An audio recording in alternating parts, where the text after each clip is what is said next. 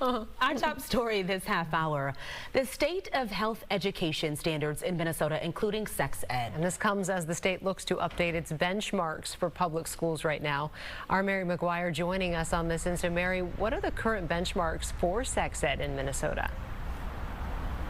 Well, Kelsey, sex ed certainly not the most comfortable topic to discuss, whether you're a kid, a teacher, a parent, or frankly, a TV news reporter. But the state of Minnesota wants to change that. They are releasing a new 77-page draft proposal looking to sort of standardize the way that sex education and health education is taught across the state of Minnesota. Right now, like I mentioned, it's in the draft proposal period, so people are still able to share their thoughts about what they would like to see included in that. It includes topics like mental, emotional health, and sex health as well. That draft proposal does include lessons starting in 3rd grade defining gender identity and expression and explaining the difference between sex assigned at birth and gender identity. They also address sexually transmitted diseases in the 5th grade and communicating consent in the 6th grade and throughout those younger grades. And that's what some groups have voiced some opposition to as they've been poring over this draft proposal. Yeah, Mary, so to talk about that in particular, for those people who have spoken out in strong opposition, what exactly are they saying? What is their issue with this conversation?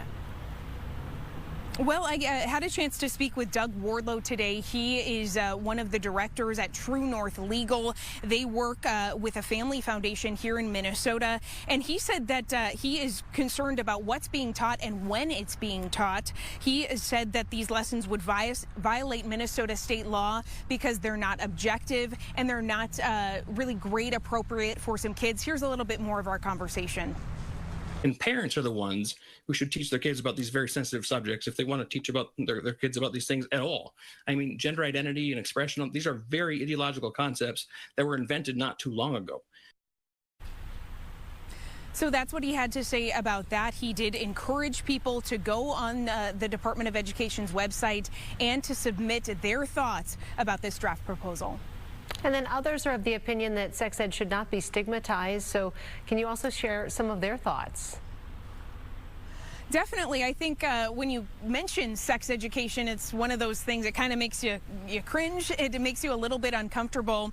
And today I spoke with the director of the Honest Sex Ed Minnesota organization, and she says that she wants to remove the stigma surrounding sex education. It is something that should be accessible to all students, in her opinion. And she also said that those conversations happening in earlier grade levels, those are really important to establish a strong foundation. It'd be strange for us if we were looking at our education system now and saying, hey, let's introduce calculus to high school students without teaching them math earlier. And I think we can talk about, or addition earlier, and I think we can think about sex education in a fairly similar way.